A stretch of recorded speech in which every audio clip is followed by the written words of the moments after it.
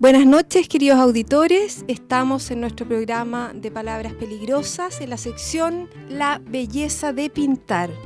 Estamos con un gran invitado hoy día, con un pintor de tremenda trayectoria, una persona importante en el área de las artes. Es Ciro Beltrán, está en Chile, él está con varias exposiciones. Buenas noches, Ciro, bienvenido.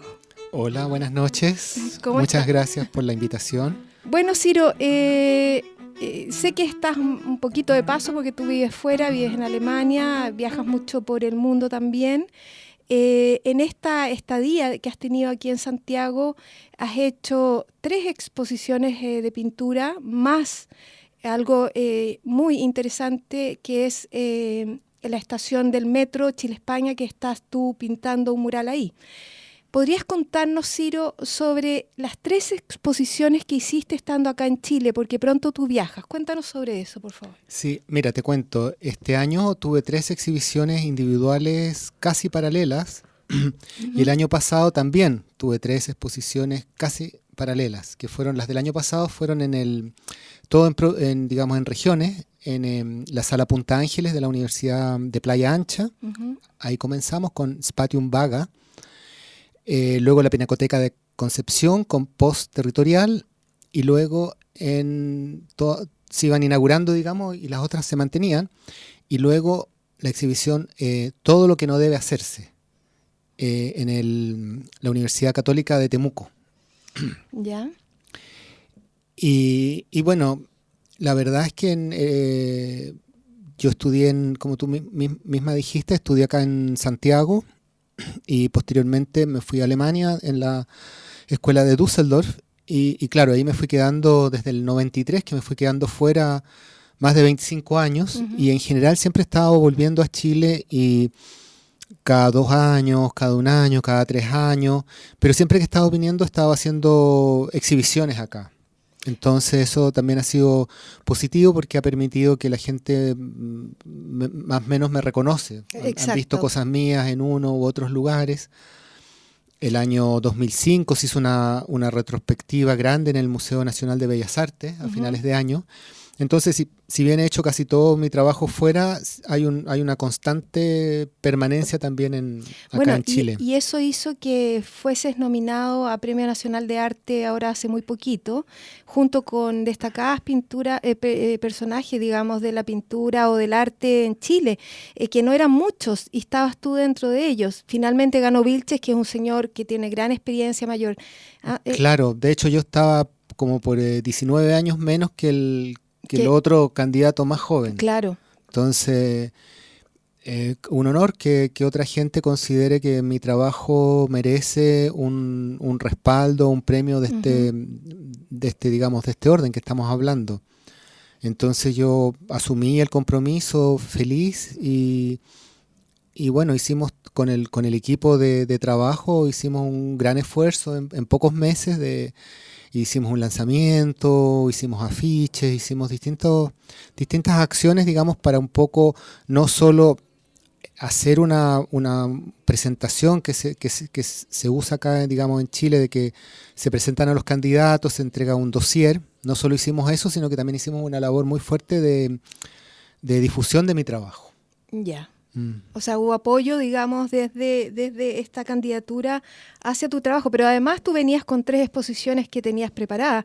Claro. Este material, por ejemplo, cuéntanos los lugares, tal como nos contaste los del año pasado, por un lado, pero y una pregunta, ¿los trabajos que traes vienen desde Alemania o son hechos acá o quedan acá en Chile? ¿Cómo es? Ahí te cuento.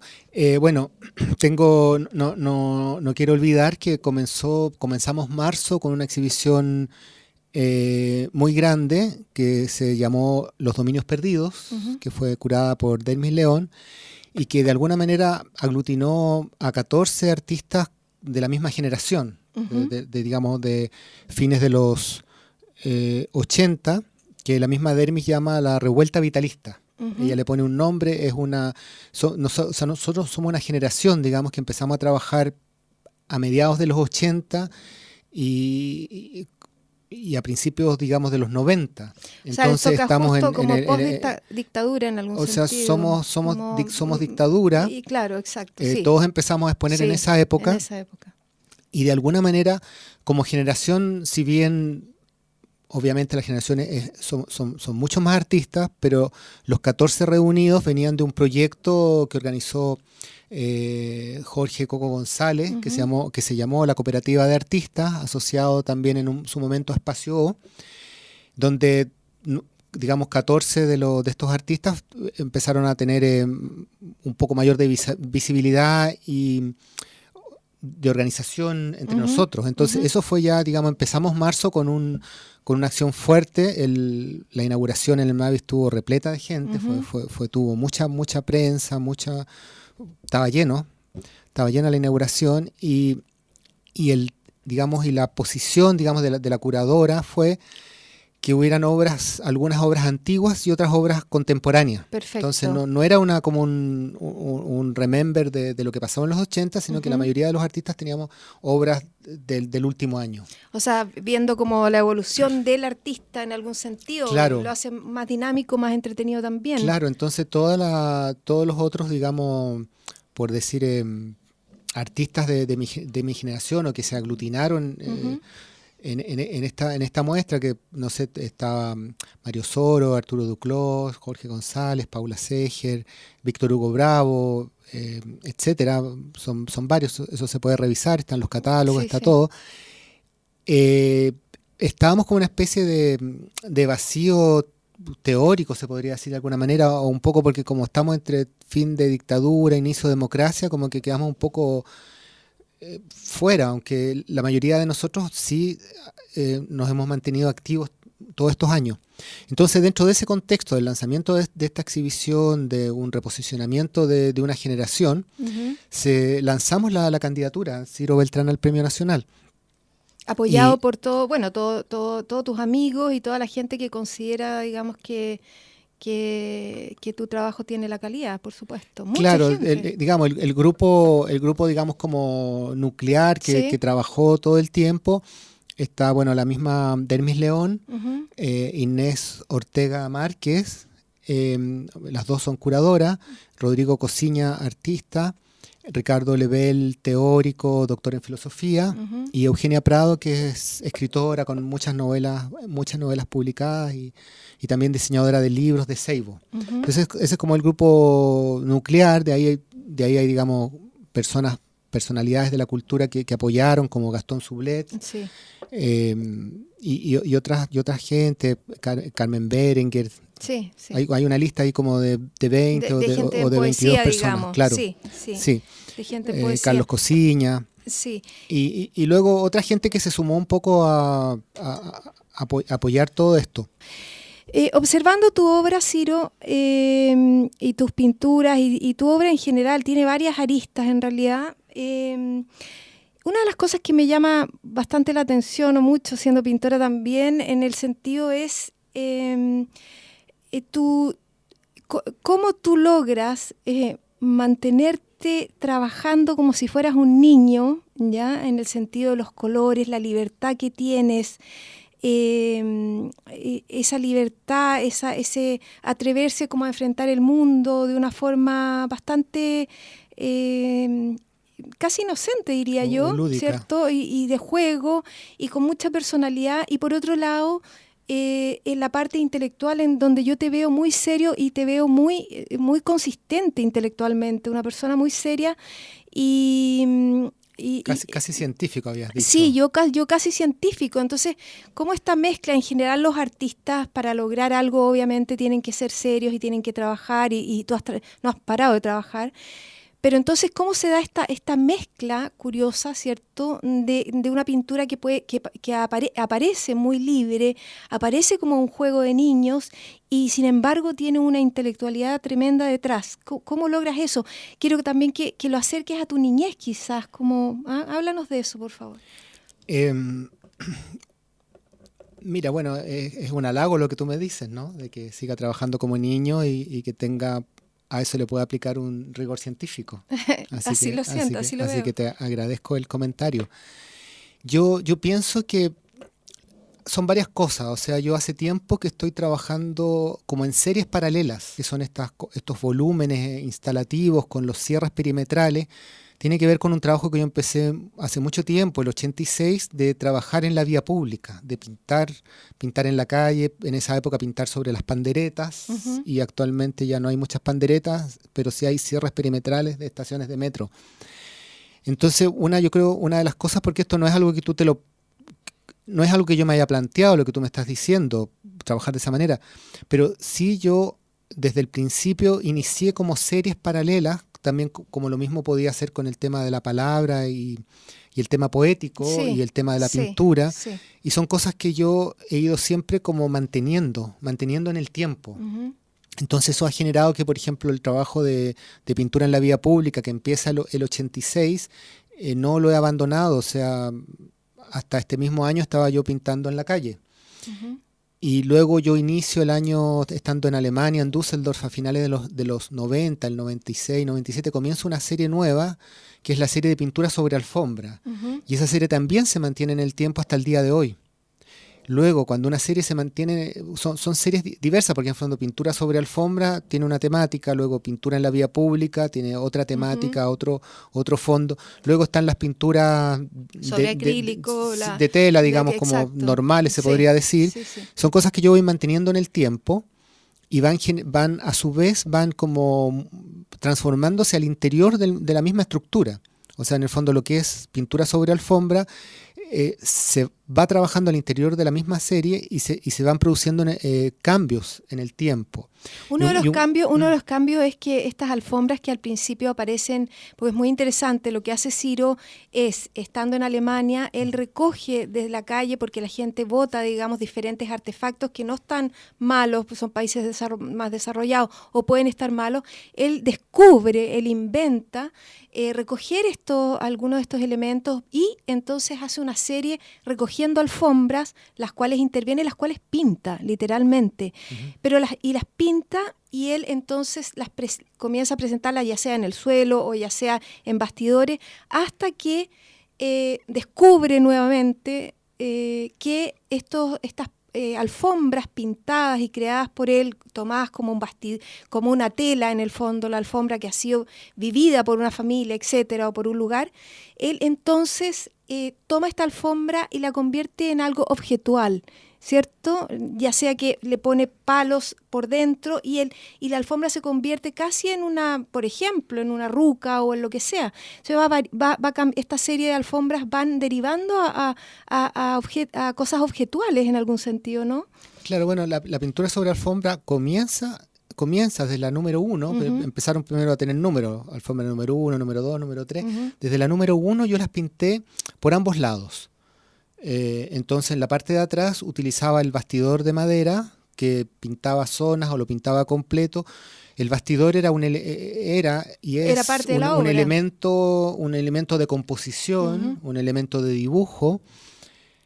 Y entonces esa pintura tú la podías mirar por la parte de atrás, siendo una parte de adelante, y podías también la parte de adelante, eran como dos partes de adelante. Entonces, desde el inicio se generó una situación de objetualidad y que también daba paso a pensar cómo monto yo esto en una sala. Entonces, esa pregunta del inicio de cómo monto yo esto en una sala, para que se vean los dos lados o para que se sepa que hay un lado oculto que no se está viendo, o cómo. Entonces, esa pregunta se fue desarrollando hasta comenzar, por un lado, a hacer muchas propuestas instalativas. Y de ahí también viene un trabajo de que, por ejemplo, podría yo afirmar de que para mí la calle es un taller. Sí. Y además el espacio de montaje y de exhibición también es un taller. Yo cuando entro a montar una exhibición intento que el montaje no esté predeterminado. Entonces, y si el montaje dura varios días, yo empiezo como a jugar y a probar muchas cosas. De hecho, en esta triada de exhibiciones del año pasado, del 2018, que te comenté, ¿no? Sí, Valparaíso, Concepción, Temuco, de esas 3 exhibiciones yo tengo aproximadamente 300 fotografías de registros de instalaciones que no quedaron en la muestra, que fueron partes de pruebas que yo hice con la sala en blanco.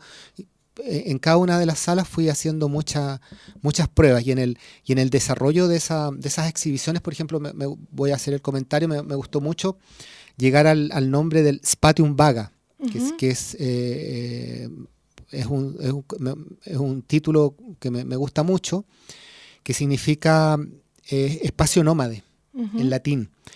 Y que he estado buscando poder decirlo, no sé, en mapuche o en otras cosas, y nunca he encontrado porque Spatium Vaga tiene un sonido también, tiene una forma, tiene una letra y tiene un sonido que es como sintético y explica lo que significa. En esta exhibición, digamos, estamos hablando de marzo del año pasado, Ricardo Lebel, con quien también trabajamos, y él también hizo un texto hay 2 textos en el catálogo de la exposición de Las Condes, uno de Inés y otro de Ricardo. Entonces me acuerdo que Ricardo me va a ver cuando yo estoy en pleno montaje y ya había montado una pieza roja de alfombra que hay una similar en Las Condes, que estaba en diagonal ocupando todas las salas. Hay una foto en el catálogo de eso. Entonces Ricardo mira la tele y me dice, todo lo que no debe hacerse. Es lo primero que dice, ¿no? Entonces digo, ahí está esto es un título en exhibición, digo yo, todo lo que no debe hacerse. Claro. Y yo le agrego, no sé si está de más o sí, que yo le digo, claro, todo lo que debe hacerse, pero que corresponde a lo que debe hacerse también, porque en el fondo hay como una ruptura de muchas cosas, o sea, una alfombra que ya no tiene bastidor, que está en diagonal, porque en el fondo es una pintura. Es una pintura que está fuera o sea, es una pintura que está fuera del bastidor, que está, digamos, que se posesiona del espacio, que se arruga, que se dobla. Como objeto, y además trae una historia. Claro, o sea... pero sigue siendo pintura, ¿te fijas? Sigue siendo pintura. Entonces, todo lo que no debe hacerse, pero sin embargo corresponde a todo lo que debería de hacerse. Y todo no debería hacerse, cuéntanos, cuando tú eras niño, ¿había esto todo no debe hacerse o había una libertad total como para que tú, porque la niñez en algún sentido es el paraíso, para que tú no hayas perdido tu paraíso todavía, por ejemplo, y hayas podido a tu paraíso agregarle una intelectualidad para lograr la cantidad de obra que has hecho, digamos, que has creado. Claro. Entonces, no has salido de tu paraíso. ¿Cómo se relaciona un poco con el nombre que le pusiste? Es como querer seguir jugando. Todo lo que no debe hacerse, claro. Sí, bueno, lo que yo me acuerdo, así ahora que tú me nombras la época de la infancia, ¿sí? Me acuerdo que yo de niño dibujaba sobre unas planchas de zinc con agua. Entonces eran como ponía las planchas o las planchas estaban instaladas al sol, entonces yo hacía un dibujo y con el sol el dibujo se iba evaporando. ¿Ya? Y volvía a dibujar y se evaporaba y jugaba con eso. No me acuerdo, 10 tal vez. Pero tienes recuerdos, digamos, de estar interviniendo, digamos, el espacio con lo que encontrabas en ese momento. Claro, o sea, yo creo que como la esencia llamémosle, del artista, digamos. De la génesis, tu claro, génesis. Yo creo que eso estaba desde siempre. ¿Y recuerdas haber sentido una alegría enorme respecto de eso, ir descubriendo una percepción de que iba a venir algo después, digamos, me imagino? Sí, o sea, uno de niño no sabe, pero por ejemplo también me gustaba o fascinaba mucho el otoño, los colores amarillos de cómo las hojas se iban transformando. Y me acuerdo haber estado en primero básico tal vez, entonces no teníamos que ir a un parque a juntar hojas, hacer como el típico trabajo de juntar hojas de otoño, los colores. Para mí eso era fascinante, como que me iba abriendo un mundo, esa cosa como de ir a recolectar hojas, coleccionarlas, ubicarlas, pues son como experiencias que nunca se me olvidaron. Ciro, una pregunta, yo creo que has seguido jugando, digamos, de forma intelectual y creando una obra consistente. Ahí en tu currículum salía que tú estudiaste un tiempo leyes, ¿cierto? Se llama...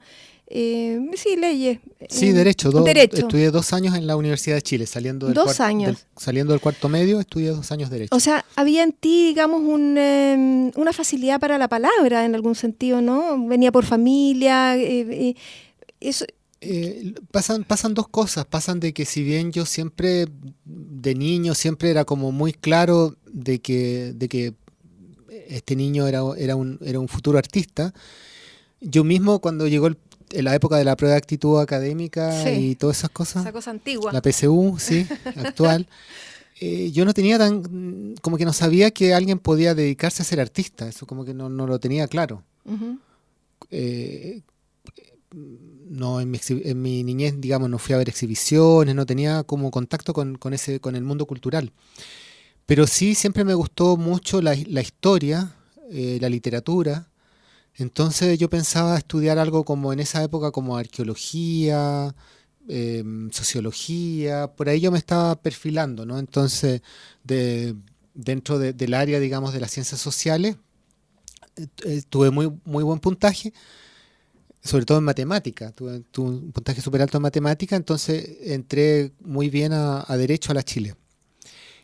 Y luego cuando ya estaba adentro me di cuenta que existía, que podía haber estado estudiando arte. Entonces me empezó ahí la crisis súper fuerte y que finalmente 2 años después me cambié de carrera, pero yo creo que digamos que esos 2 años en Derecho fueron de manera formativa fundamentales Sí. para mi desarrollo y lo que yo en ese momento veía como una oposición, Ujú. o sea, esto o lo otro, luego con el tiempo fue la línea de mi recorrido solamente. Sí, Y me ayudó mucho luego a entrar a arte y proyectarme como artista. en ese sentido has tenido una buena, un buen link, digamos, entre la pintura y la palabra, entre la pintura y la poesía, también entre la pintura y en algún sentido, quizás la sociología, yo no sé cómo lo ves tú, pero al salir a la calle, al Ujú. tú salir a la calle, intervenir la calle está llena de personas, ¿cierto? Y pienso que, y te pregunto, ¿te gustaba observar qué le pasaba a la gente, cómo reaccionaban, si tú aparecías pintando ya sea un muro, te preguntaban qué estabas haciendo, se asustaban, no sabían lo que estabas haciendo? O sea, había en ti una observación un poco sociológica, porque para mí el artista es un sociólogo de su tiempo en algún sentido. Claro, sí, no, para mí eso siempre fue fundamental porque yo era consciente de que tú haces una exhibición Ujú, y la gente tiene que ir especialmente a ver la exhibición, tiene que saber que existe. ujú, Pero cuando tú montas tu trabajo en la vía pública, la persona se sorprende porque no estaba preparado. Eso siempre ujú. me ha motivado mucho, como actuar en estos espacios comunes. Y por otro lado también esta primera serie de alfombras de Düsseldorf, Ujú, todas estaban co- eh, con marcas de historia. Y eso ujú. también Es es claro, sociología, exacto, es claro. O una sea, sociología. alfombras de Sí, oficinas, alfombras de claro. casas, con las marcas de los muebles, con mancha, con distintos tipos de marcas, ¿te Que tú les fijas? tenías, lo Entonces, considerabas como parte, o sea, claro, yo como trabajaba parte de eso, eso. yo Claro. trabajaba, esa era como la primera capa en este caso de la pintura sobre alfombra, la historia que la alfombra Ujú. Un traía. respeto hacia eso, Y un digamos, en respeto, algún claro, sentido. claro. Sí. Y Ciro, cuéntame, ¿qué es la poesía para ti? Ay, qué difícil la pregunta. A veces hay Eh, que hacer preguntas difíciles para claro, llegar a cosas claro, interesantes. no sabría qué decir, solo que Pero para ti, pregunté yo. sí, ¿Cómo la sientes tú? ¿Cómo la observas? ¿La observas sí, en el espacio? ¿La observas sí, en un igual, libro? bueno, ¿Cómo la ves? pasa algo, yo creo que también con el tema del lenguaje. Ujú, El lenguaje, las palabras, ¿no? Que son súper, las palabras tienen una fuerza y un mm, significado. Y también, de alguna manera, en el tiempo que he vivido fuera de Chile, en otras culturas, en otros lugares, también me ha servido para digamos, relacionarme con otros lenguajes, como el inglés o ujú. como el alemán. Y justamente hoy día en la mañana conversábamos y, al desayuno de eso, como de los puntos de vista cuando tú dices las cosas en un idioma, Ujú, y si lo mismo lo dices en otro idioma, ujú. lo sientes diferente, suena diferente. Entonces yo creo que también la poesía va por ahí, con el uso de las palabras y cómo uno puede eh, tal vez potencializar estas palabras en su relación entre unas con otras Ujú. y los conceptos que ellas traen y el sentido. Sí, y en ese sentido, bueno, a mí me toca ver muchos poetas que son poetas, digamos, solamente poetas, y que usan la palabra. Sin embargo, vuelve a suceder acá con tu obra algo bien curioso que puedo observar, que es que con ciertas palabras que tú usas o con pocas palabras, pero las justas, logras generar una potencia bastante poderosa, digamos, ¿ya? O sea, son palabras. ¿Qué pasa? Parecen palabras de juego, sin embargo, son palabras totalmente pensadas, bastante repensadas y buscadas para llegar a un objetivo directo. Como sueños sonoros. Exacto, ¿ya? Claro, que es como una esencia, ¿no? Y además que es sonido. Claro, pero aparece... O también el que te nombraba hace un rato atrás, antes de la pausa musical, Spatium Vaga. Exacto. Que es como... Es un resumen y luego es un resumen como una especie de semilla que se potencia, ¿no? Bueno, que crece. Un oxímoron es, por ejemplo, una palabra como, por ejemplo, obscena sabiduría, ¿cierto? Que está como contrapuesta en algún sentido, pero que genera una potencia no solo auditiva, sino que una potencia de concepto mental muy fuerte. Y entonces yo creo que en ese sentido, siendo palabras muy pensadas por ti, logran un buen resultado. En ese sentido, creo que eres un pintor efectivista en ese sentido, y en eso creo que eres un poco pragmático para tus cosas, pragmático, digamos, de la palabra pragmaticus, que viene del griego y que significa práctico. O sea, creo que eres un niño práctico en algún sentido. Un niño práctico. Sí, un niño práctico, sí. ¿Ah? Que busca la palabra justa, que la emplea, ¿cierto? O que busca el material justo, como la alfombra, la emplea, ¿cierto? En tu obra y en las exposiciones no se ven cosas de más, no se ven desaciertos, se ven cosas puestas claramente, o sea, como hay un cierto pragmatismo en tu obra que uno lo asociaría a un científico, lo asociaría, digamos, a un intelectual de otra área, quizás no a un artista. Sin embargo, tú siendo un artista, un creador, sí hay un pragmatismo en ti. ¿Qué piensas tú de eso? Sí, a mí me interesa como reducir el contenido y los elementos, y para que desde esa reducción se potencialicen. O sea, lo mismo que también que te nombraba delante, de que para estas 3 exhibiciones del año pasado tengo 300 fotos, o sea, hice 100 fotos por exhibición de montajes que no quedaron en la muestra. Incluso en el catálogo, no lo traje ahora, el catálogo de Vastedades del Ánima, que es la muestra del Cultural de Las Condes, sí.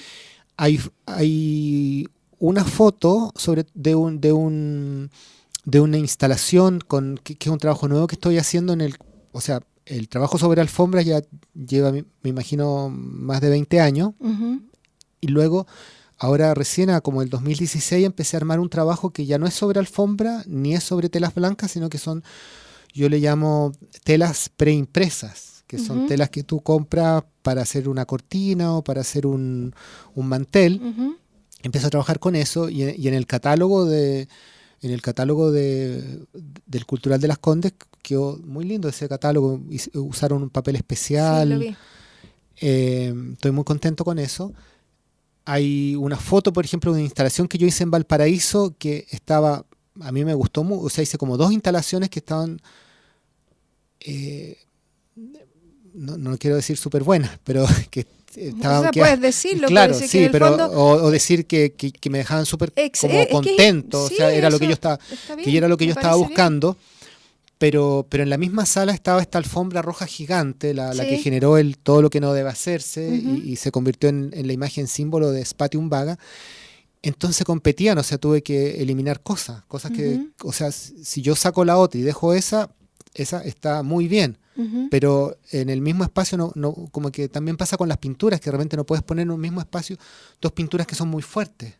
O sea, una cosa es pintar pinturas individuales, donde uno trata de tener los mejores resultados, pero luego cuando eso va a una exhibición, normalmente hay pinturas que son como tal vez fuertes y activas y hay otras pinturas que son como más pasivas, más receptivas.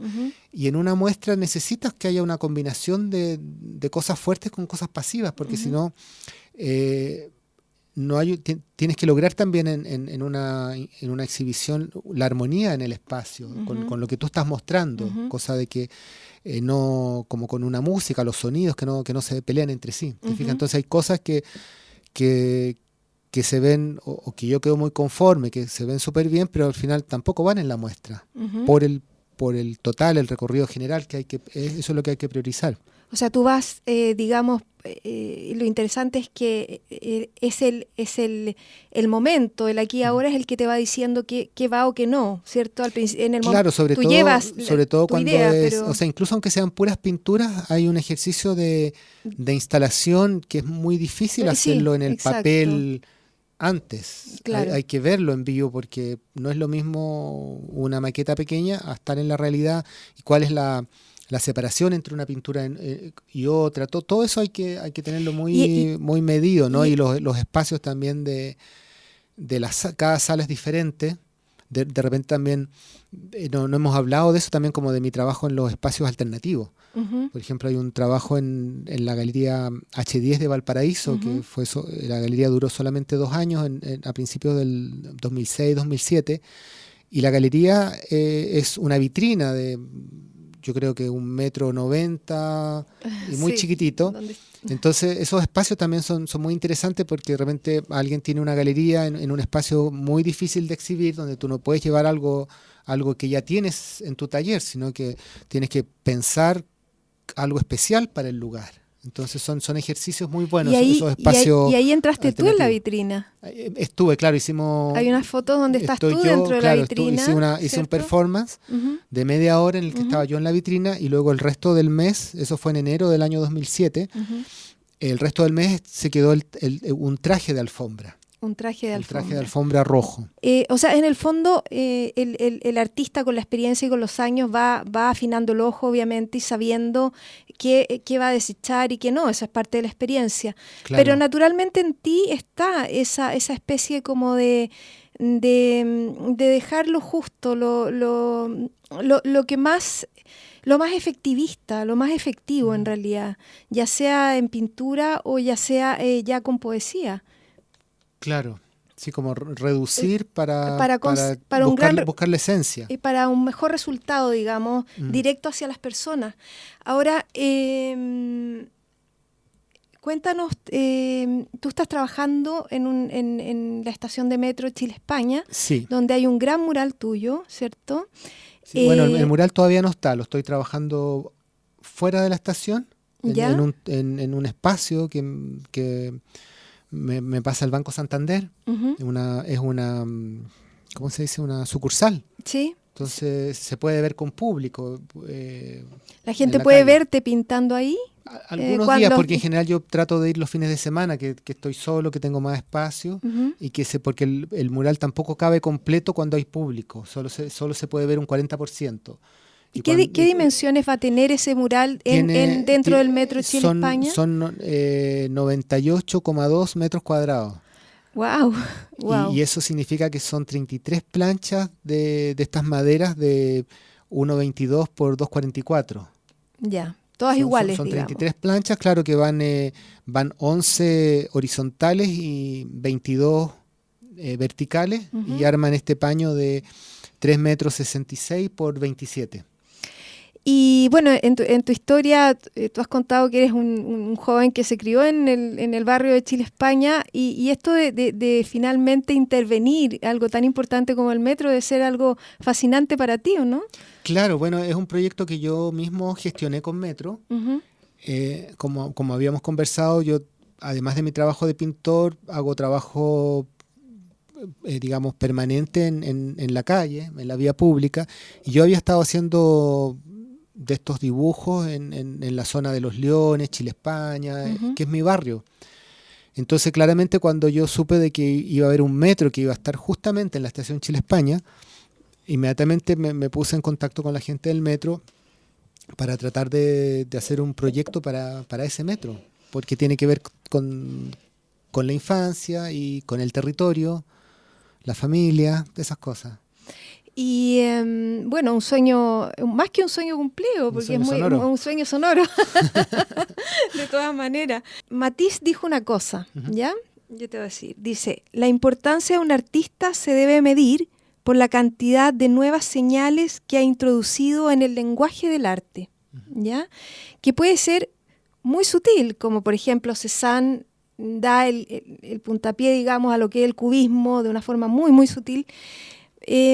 A mí me gustaría ver me gustaría que tú pudieras descifrarme con esa capacidad de síntesis que tienes.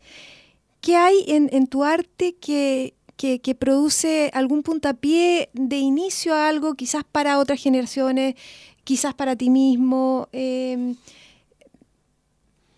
Sí, igual estamos en una época, todavía podríamos decir que estamos en el postmodernismo o modernismo tardío, sí, como escuché el otro día. Y yo tengo la sensación que en esta época es una época donde ya no hay estilos, ¿no? Porque claro, en el modernismo, en la época de Cézanne y de Matisse, venía un estilo y luego venía un nuevo estilo, sí, y luego venía un nuevo estilo. Más bien lineal, digamos, ¿cierto? Claro, y había como una reacción que aparece el Dada, después el surrealismo, una reacción al Dada, el futurismo, siempre había como una especie de línea desde la época clásica, ¿no? Como todos los ismos que fue pasando la historia del arte occidental, europeo. En esta época lo que hablamos el arte contemporáneo es un arte que va mucho por la idea, a veces más que por la forma, y es un arte en el que se podría decir como todo vale, o todo, puedes hacer todo, ¿no? Todo puede ser, incluso no hacer nada también puede ser.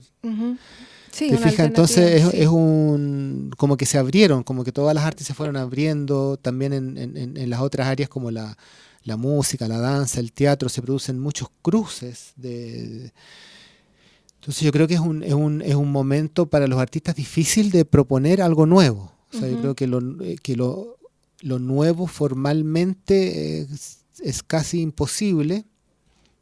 Aunque una vez conversábamos con un crítico colombiano sobre eso, él decía, claro, generar algo nuevo es imposible hasta que alguien lo hace. Claro, y ahí vuelve a ser imposible, digamos. Pero para terminar la pregunta, yo pienso que igual hay algo, tal vez en lo formal, como que todo está, y de múltiples maneras. Tal vez en el fondo es donde,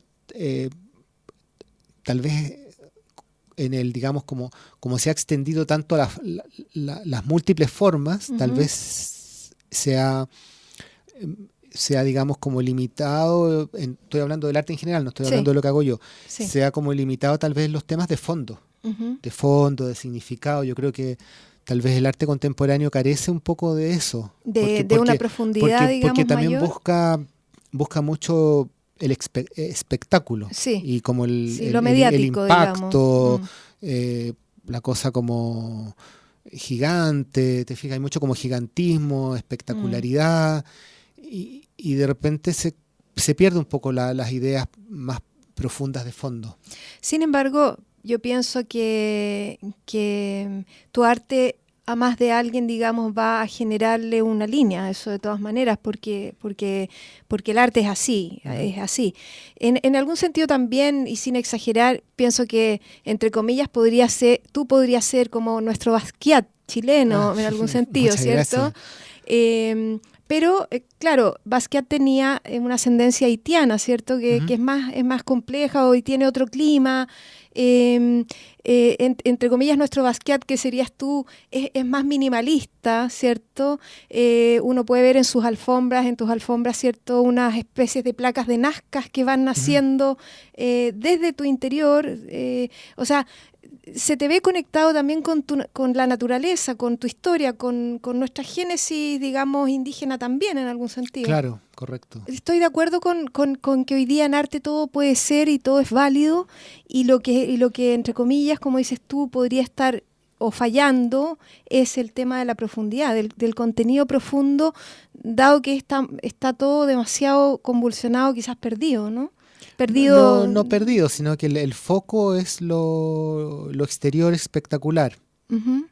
más que lo contenido profundo. Es un tema del momento histórico que estamos viviendo. Sí, sí. Y que va a ser parte, digamos, de parte interesante también, digamos, de ese descontenido como parte de la historia en un momento, ¿cierto? Claro, Puede estar pasando quizás en un área de la música también, claro.